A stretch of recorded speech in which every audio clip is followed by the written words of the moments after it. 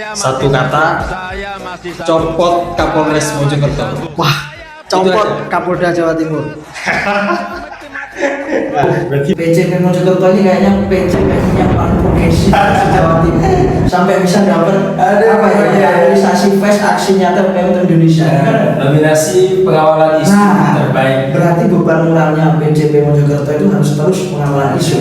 Kalau misal Ketua Ilham ini diberikan waktu satu, ketemu sama Bu Gubernur ya. Iya. Kemudian kedua ketemu sama Kapolda Jawa Timur. Apa yang mau disampaikan kira agar isu Al-Quran ini isu tambang ilegal terutama segera dihentikan. Assalamualaikum warahmatullahi wabarakatuh. Bismillahirrahmanirrahim. Salam sejahtera untuk kita semua. Tapi sebelumnya salam pergerakan. Itu salam kita peruntukkan untuk seluruh sahabat-sahabat PMI se-Indonesia. Kami ucapkan selamat datang di podcast PC PMI Mojokerto. Ini merupakan episode perdana. Pertama kali PC PMI Mojokerto mengadakan sharing dengan di ruang podcast pada malam hari ini. Dan kemudian kita akan sedikit mendiskusikan banyak hal tentang isu yang cukup strategis di Jawa Timur, yang pada tagline-nya sampai hari ini nggak selesai gitu. Dan dikawal oleh PCP Mojokerto. Alhamdulillah, yaitu persoalan tambang ilegal ya. Dan tentunya kalau di Mojokerto sampai hari ini, dimulai dari awal periode pengurusan tahun di periode kali ini sampai hari ini tuh masih kami kawal kira-kira begitu. Tapi pada sharing hari ini perlu saya perkenalkan ya. Di podcast kali ini kita alhamdulillah ditemani oleh salah satu penggerak advokasi PMI Jawa Timur, yaitu Ketua LBH PKC PMI Jawa Timur, sahabat Ketua Roy Wahid Ilham MH. Beliau ini adalah Ketua Umum LBH PKC PMI Jawa Timur. Selamat malam Pak. Selamat malam. Gimana kabarnya? Baik. Sehat. Sehat. Tapi mohon maaf Pak, hari Minggunya kami ganggu. Hanya untuk berbagi informasi, berbagi ilmu bersama. Bersama-sama sahabat PC PMI Mojokerto. Tapi memang berbicara tambang ilegal ini kan memang bukan persoalan hal yang baru ya, gitu. Tapi memang sudah dari sahabat-sahabat senior yang lebih dulu ya sudah mengawal persoalan ini juga. Tapi memang bukan soal isu-isu yang memang apa namanya tiba-tiba bermunculan, tiba-tiba hilang, akan tapi memang stand bermunculan, akan tapi ya pengawalannya dari kita itu perlu dibenahi, perlu diperbaiki, kira-kira begitu. Yang pertama, kita perlu hal yang lebih reflektif gitu. Kira-kira ketika PMI mengawal isu tambang ilegal ini atau isu lingkungan, kira-kira secara landasan historis atau landasan ideologis, PMI itu punya landasan apa gitu? Gini Mas, kalau terkait PMI pasti punya landasan, pasti punya landasan. Ada hablum minal alam kan, itu secara ideologis ya. Pun juga secara historikal di PMI ini kan ya punya garis historis di zamannya Tumbai Juli kan. Pun juga kalau kita melihat instruksi arahan dari Ketua PKC, kita kan fokus ke isu lingkungan hidup. Isu lingkungan hidup, ekologis, persoalan ekologi dan sebagainya. Tentu PCP Mojokerto ini kayaknya PCP yang paling progresif di Jawa Timur, sampai bisa dapat realisasi fest aksi nyata PMI Indonesia. Nominasi pengawalan isu terbaik. Berarti beban moralnya PCP Mojokerto itu harus terus pengawalan isu. Tidak boleh sampah kan? Kayaknya ini pecutan untuk PMI Jawa Timur dalam isu. Berarti landasan ideologisnya alhamdulillah habis itu secara landasan historisnya kita juga dari pengurus PKC sebelumnya juga sudah mengawal isu yang cukup krusial ini ya. Cukup krusial. Berarti sekarang ini LBH PKC Jatim itu mau melanjutkan atau gimana? Kalau LBH, saya di sini sebagai LBH, sebagai LBH PMI Jawa Timur ini dalam satu satuan PMI terkait ini kan kita menyemai. Kalau isu itu memang harus dikawal dan memang harus sebenarnya. Apalagi kan hari ini krisis ya, krisis lingkungan hidup, krisis ekologi. Apalagi tadi disebut soal tambang. Iya. Nah, tambang ini posisinya kalau tak lihat di medsosnya PC Mojokerto ini yang ilegal berarti kan? Iya, ini. Dan pasti kan di situ ada ketimpangan, ada konflik yang ada pada masyarakat. Jadi melalui PCP Mojokerto inilah, melalui PM ini harus menjadi patron, khususnya di cabang-cabang lain. Mungkin banyak ya cabang-cabang lain yang juga sudah mengawal, tapi kayaknya perlu ditingkatkan lagi soal branding medianya. Berarti melihat ikhtiar kami ya, terutama dari PCP Mojokerto ini kan dari sejak awal periode pengurusan itu sudah memang fokus kami ya pengawalan isu lingkungan ini gitu, terutama di persoalan tambang ilegal. Jadi kira-kira LBH PKC Jawa Timur melihat hal ini itu kira-kira gimana? Kami punya tanggung jawab moral. LBH PKC kan punya tanggung jawab moral. Apalagi kalau boleh kita fair ya, di PKC bidangnya itu kalau ngomongin advokasi ya cuma LBH. Maka karena LBH ini masih pertama di PKC, fokus dari kumpul kita ini adalah harus advokasi di wilayah-wilayah. Pengurus yang tersebar di wilayah-wilayah itu harus mampu mendampingi pengurus cabang dalam bidang advokasi. Selain advokasi, juga masalah keperlindungan terhadap kader. Nah makanya kita pandu nih cara-cara, misalkan kemarin PC Mojokerto belum lama kayaknya aksi ya. Iya. Nah baik aksi, menyuarakan pendapat Di media sosial tuh, Pak. betul, prosedur pengawalan isu, mengedukasi masyarakat itu kan semua ada prosedurnya. Mungkin kadang kita bersama masyarakat secara moral itu kan yang penting bersuara. Tapi jangan lupa ada prosedur yang harus kita pertanggungjawabkan. Sekalipun itu berdampingan dengan isu-isu masyarakat lah. Berarti ngomong-ngomong prosedur itu kira-kira prosedur yang ideal dilakukan oleh sahabat-sahabat PMI dalam mendampingi isu atau mengadvokasi tambang ilegal itu yang baiknya gimana? Tentu yang pernah dilakukan PCP Mojokerto sebelum aksi apa?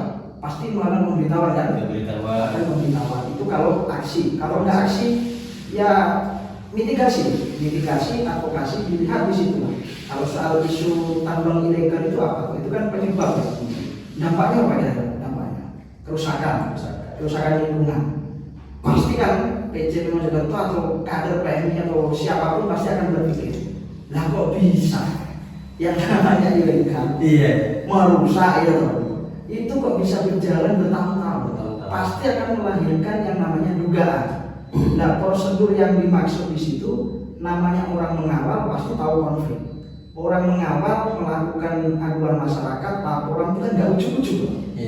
Tapi harus ada hal yang dilakukan oleh kader PMI ini. Nah itu salah satunya adalah meminta kuasa masyarakat sekitar.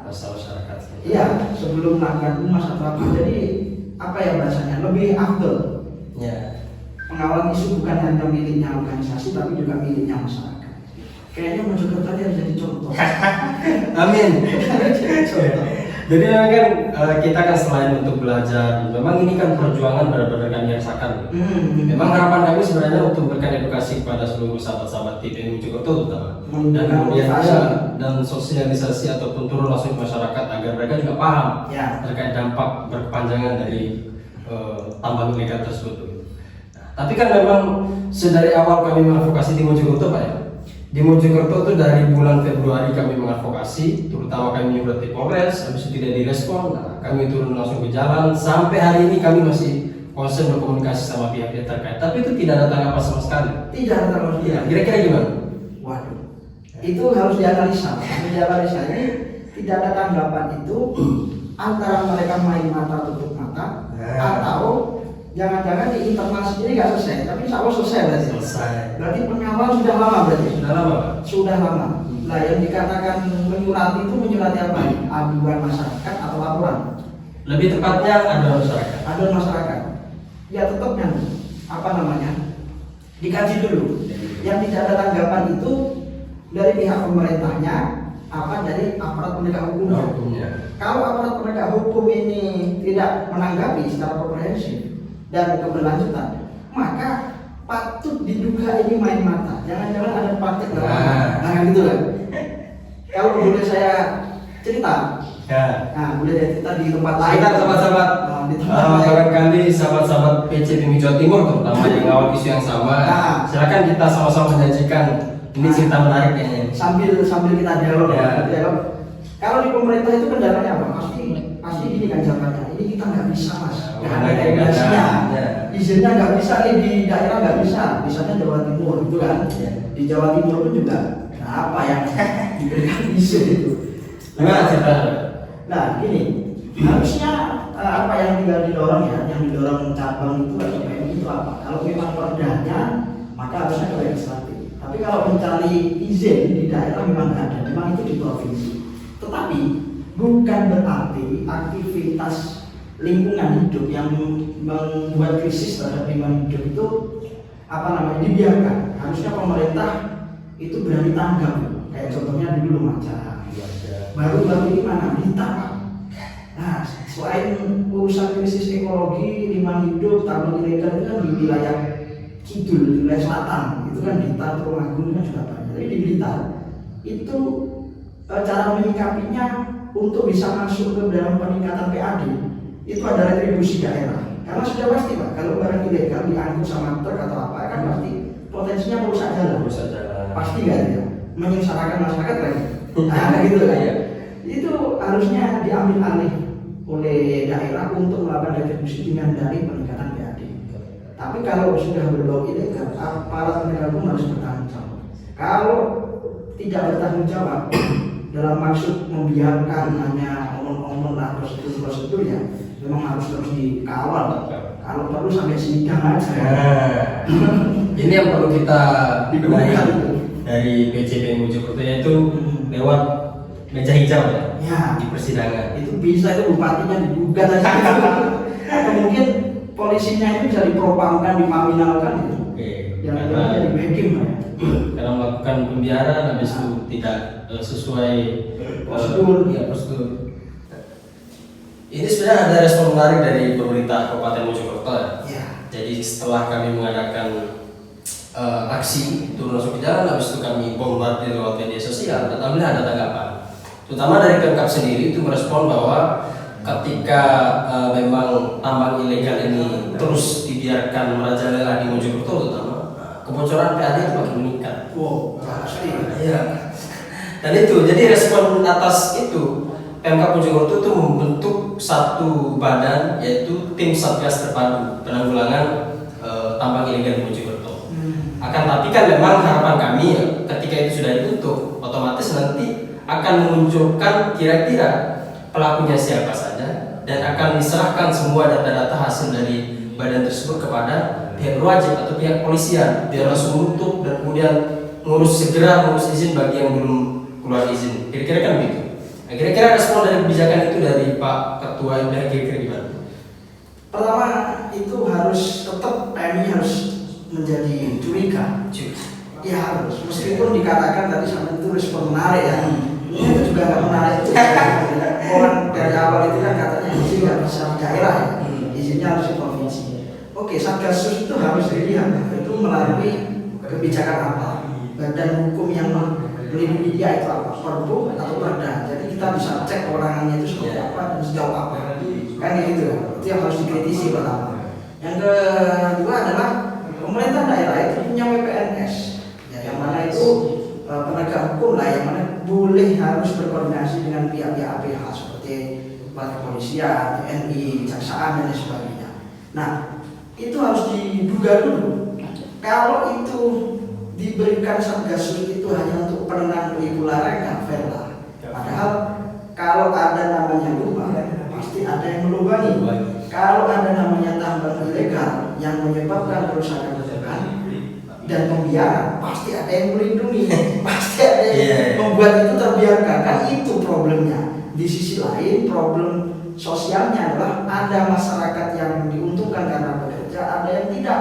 Tapi yang paling penting di kawan PMI adalah komitmen bernegara, komitmen terkait hablum minan alamnya. Nah, PMI harus cek, kalau mereka beraturan, cek pakai aturan.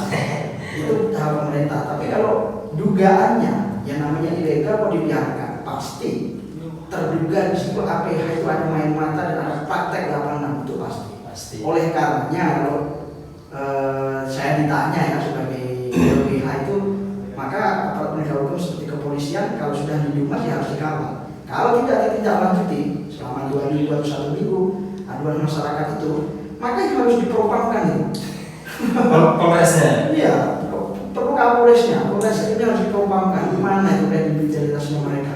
Soalnya kan udah tahu ya, jadi kan ketika tim Satgas terpadu itu udah tutup, kan sudah jelas apa yang dibahas dan apa yang dihasilkan dari tim Satgas tersebut. Dan kemudian Polres tinggal dari jalan masuk, nggak usah langsung turun sendiri-sendiri buat pendidikan, langsung aja ambil data dari hasil tim Satgas yang kira-kira begitu. Betul, Bukan lebih mudah. Ya kalau itu ilegal kan harus ditutup, tapi kalau itu pengen diizinkan ya harus gimana prosedurnya perizinan itu harus ditempuh. Proses. Kalau arahnya itu apa bahasanya hanya sekedar pungli-punglian itu yang masalah tadi aparat penegak hukumnya. TNI punya kewajiban untuk mendorong ke situ kalau memang sudah berdampingan dengan masyarakat dan sepakat untuk pengawalan. Jadi kan kami itu menemukan 2 dampak sebenarnya.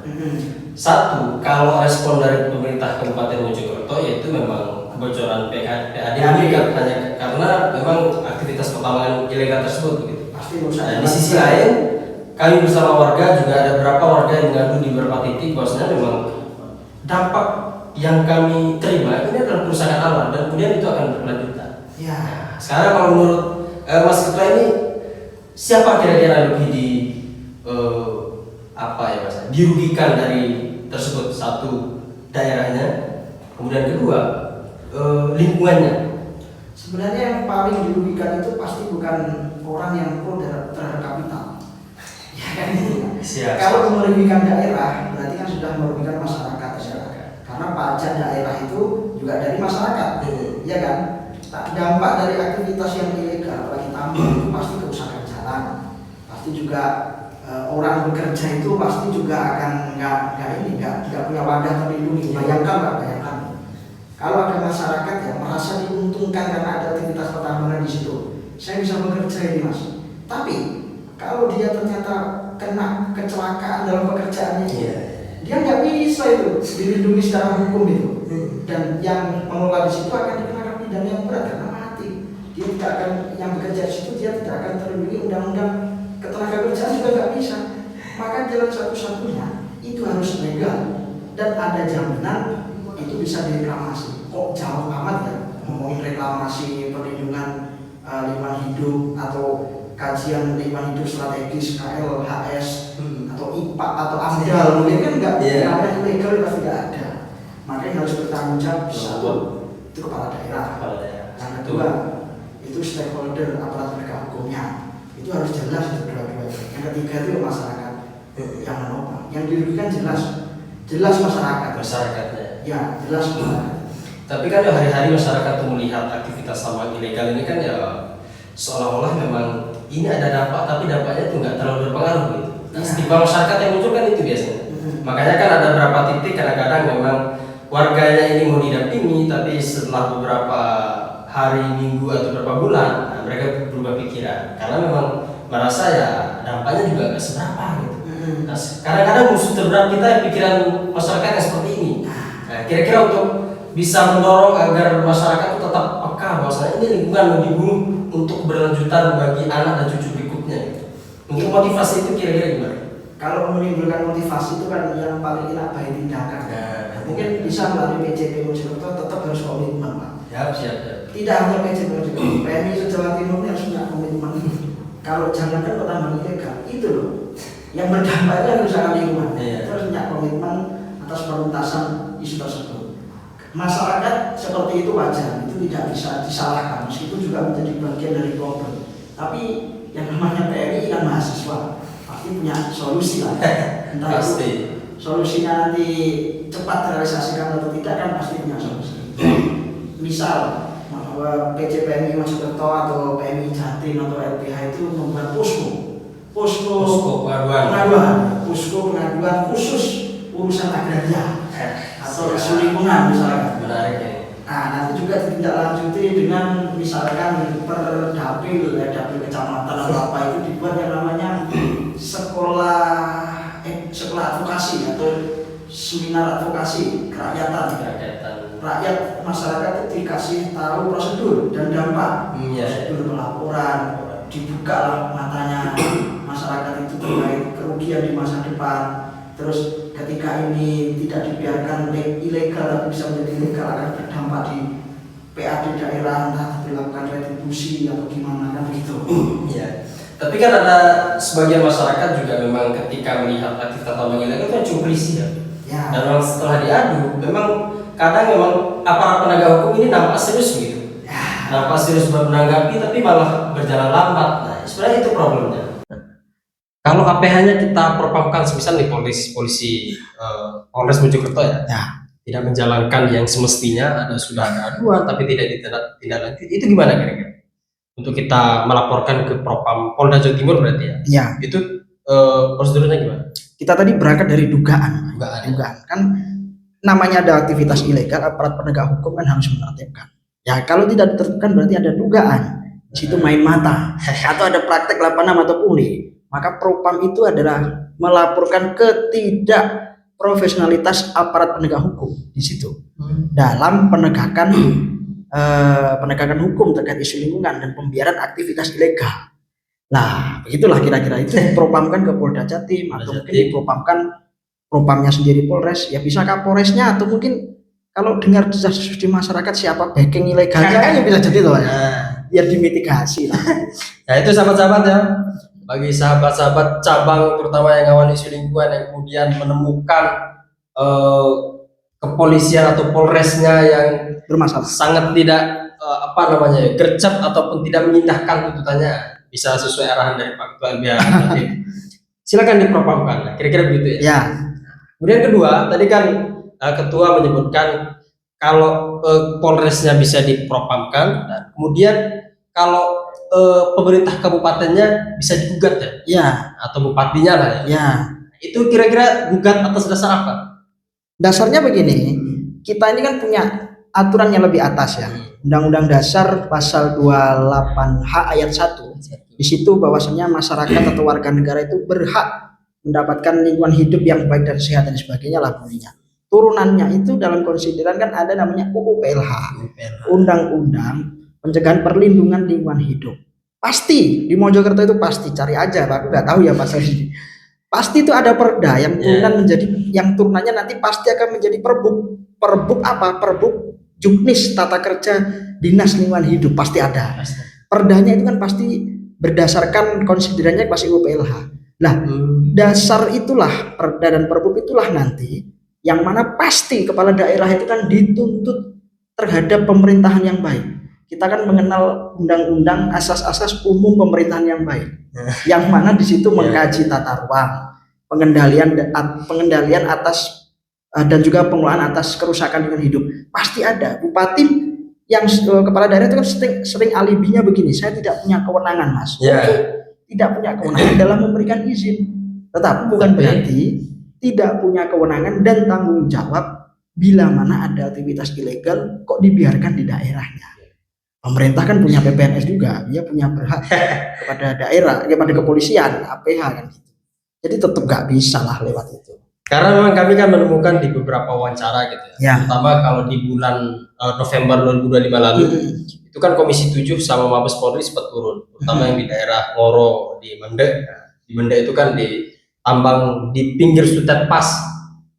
Jadi Komisi 7 sama Mabes Polri itu turun. Dan kemudian ketika Bupati Mojokerto dimintai keterangan dalam menyikapi hal tersebut, nah, jawaban beliau cuma satu, kami itu tidak punya kewenangan akan hal itu. Nah, kewenangan yang seperti apa? Nah, itu kan harus dikewajantahkan.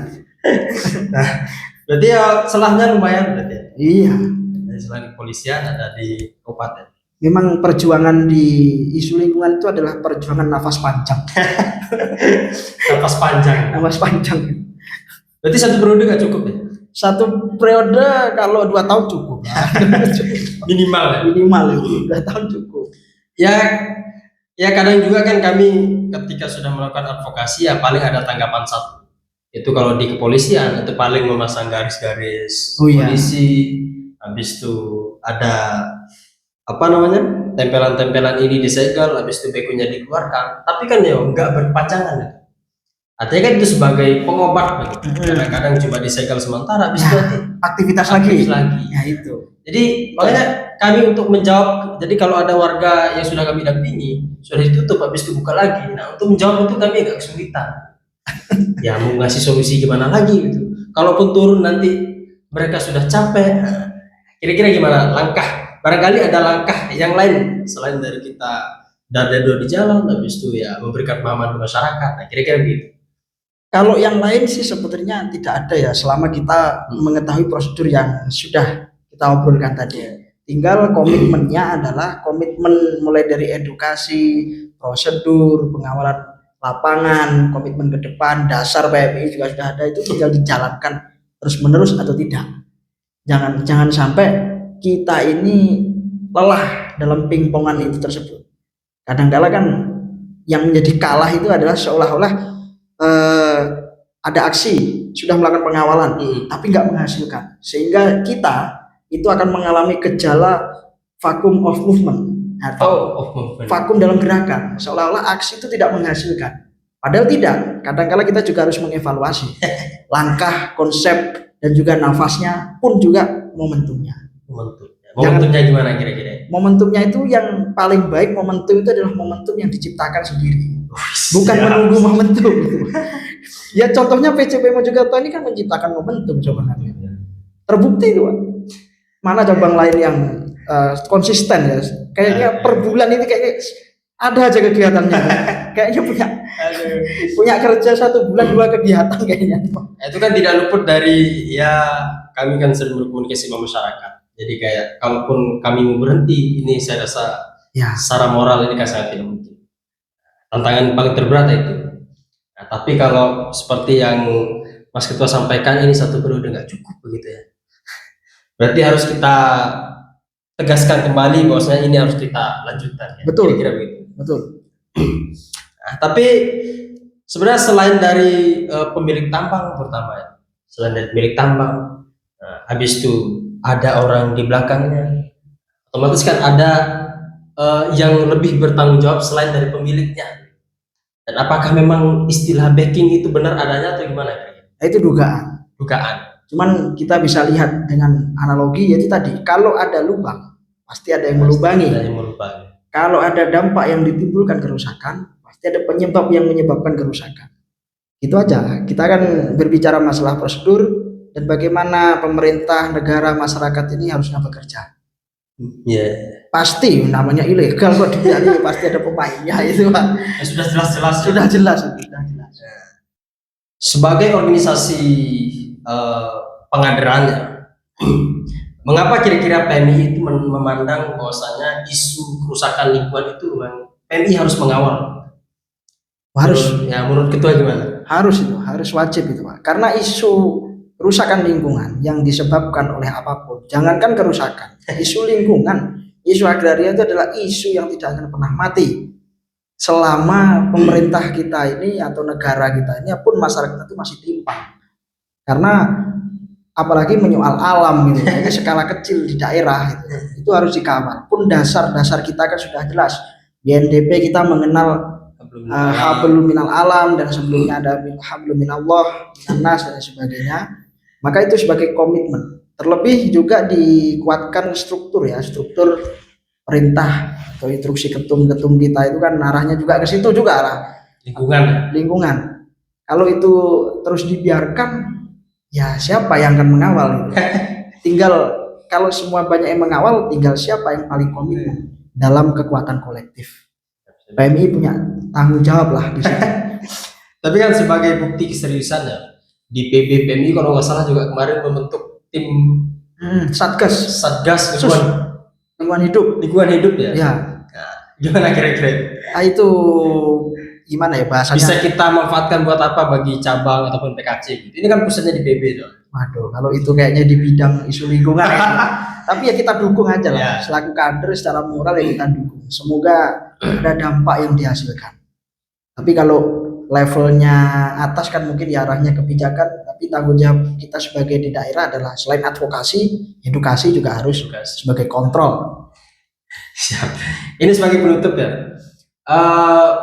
ya kita juga kan selain memberikan suara-suara lantang di jalanan ataupun di media sosial, kita juga butuh rekomendasi-rekomendasi. Kira-kira kebijakan yang ideal ini kepolisian harusnya seperti ini, pemerintah daerah harusnya seperti ini. Otomatis kan kita dari kader-kader PMI sebagai yang sudah belajar banyak hal tentang lingkungan hidup dan memiliki asas yang cukup kental gitu. Kira-kira dalam memberikan rekomendasi kebijakan yang ideal yang menurut PMI sendiri itu baiknya gimana? Kalau boleh usul Pak ya, usul aja sih sebenarnya. Karena pengalaman kayak kita atau saya nih secara pribadi pengawalan di daerah lain terkait isu lingkungan kerusakan akibat tambang ilegal atau apa itu yang dikawal adalah perda. Perda yang bukan berfokus kepada perizinan, tetapi fokusnya adalah jaminan atas turunan undang-undang pencegahan perlindungan lingkungan hidup itu terkait adanya pengelolaan dan juga pembinaan terhadap lingkungan. Nah, sehingga itu bisa menjadikan payung hukum minimal tanggung jawab moral dan kewenangan kepala daerah pun juga dinas yang terkait untuk penertiban dan koordinasi terhadap aparat penegak hukum. Harus berupa perda, karena kalau perda kan akan disepakati oleh legislatif dan eksekutif. Itu yang harus didorong. Berarti koordinasi ini yang paling penting sebenarnya. Ya, jangan hanya Satgasus ini. Ini payung hukumnya repot. Terakhir ya, ini kami ada challenge ya.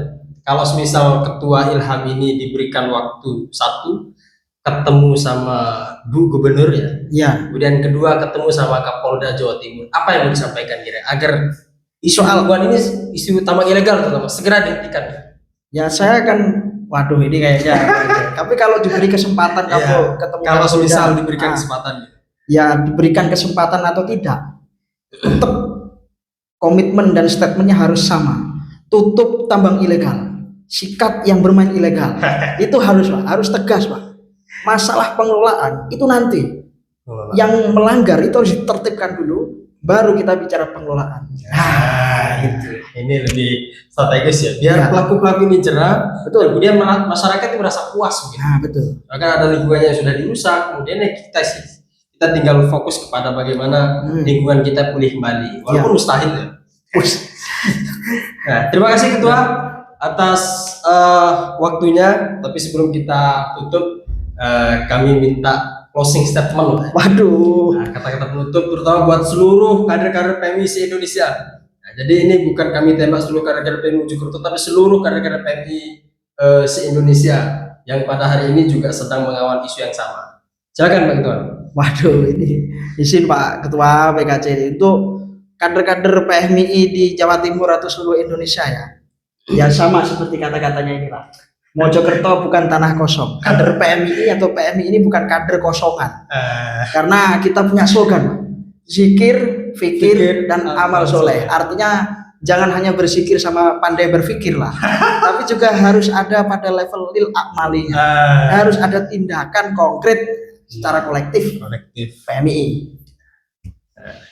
Kami ucapkan banyak terima kasih Ketua atas waktunya, dari kesibukan kerjanya, dari kesibukan prioritas memimpin LBH PKC Jawa Timur. Saya kira alhamdulillah kami sangat bersyukur mendapatkan waktu senggang beliau Pak. Kira-kira gitu. Dan harapannya nanti Pak Ketua akan terus berkomunikasi dengan kami, soalnya kami juga sampai hari ini tidak pernah capek, tidak pernah lelah dalam merespon semua aduan masyarakat, dan tidak pernah capek untuk selalu mengkritik ataupun memberikan beberapa tuntutan masyarakat kepada pihak-pihak berwajib atau pihak-pihak yang berwenang. Oleh karena itu kami ucapkan banyak terima kasih, tapi satu kata, copot Kapolres Mojokerto. Wah, copot Kapolda Jawa Timur. Nah, berarti beda-beda ya. Iya. Intinya kami satu, sekali lagi, copot Kapolres Mojokerto. Ya, itu aja. Sekian dari kami. Allahumma fiq ila aqwamit thoriq. Wassalamualaikum warahmatullahi wabarakatuh. Salam pergerakan. Salam.